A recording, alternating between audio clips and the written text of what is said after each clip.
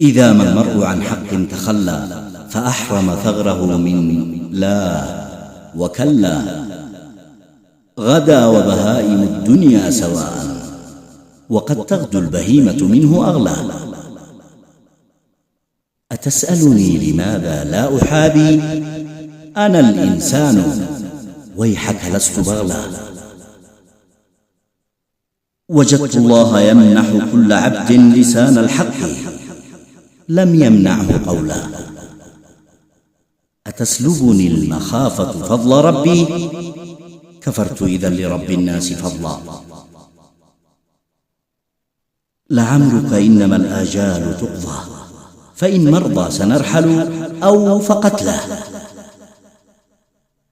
وشر الناس من يقضي بصمت، يموت كمن بيوم الزحف ولا.